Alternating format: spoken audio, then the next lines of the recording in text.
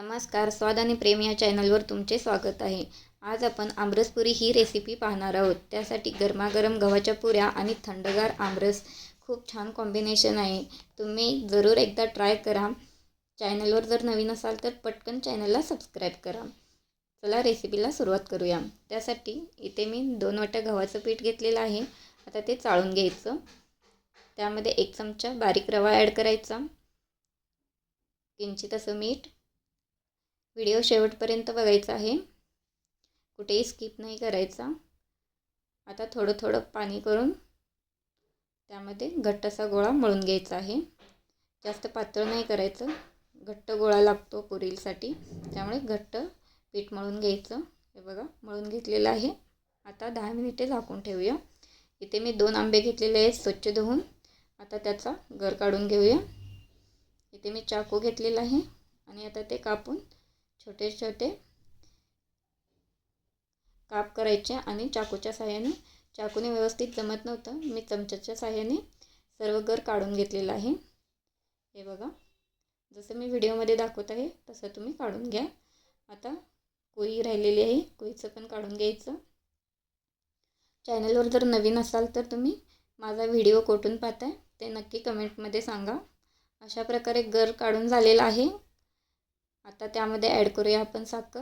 आंबा गोड असल्यामुळे साखर कमी घातलेला आहे.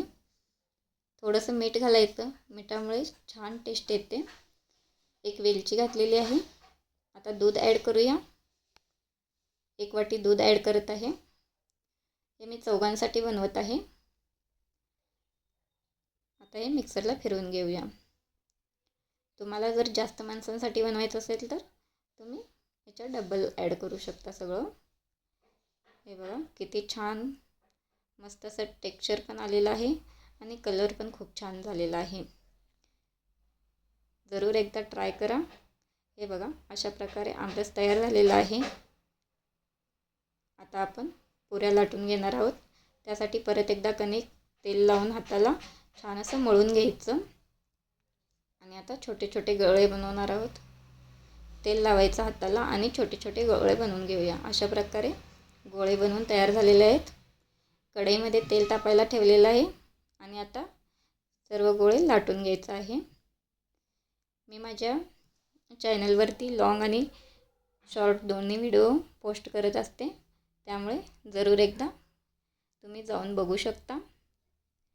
अशा प्रकारे लाटून घ्यायचं. तुम्हाला पीठ लावायचं असेल तर पीठ लावून पण लाटू शकता, नाही लावलं तरी चालेल. मी थोडंसं पीठ लावूनच लाटत आहे. अजिबात तेलकट पुऱ्या होत नाहीत, एकदम खुसखुशीत आणि खरपूस असं होतात. अजिबात वाटतट पण होत नाही. हे बघा अशा प्रकारे सर्व पुऱ्या लाटून घेतलेल्या आहेत. चला आता तेल गरम पण झालेलं आहे. आता पुरी तळून घेऊया. एका साईडने तळून झालेली आहे. आता दुसऱ्या साईडने हे बघा किती टम्म अशी पुरी फुगलेली आहे.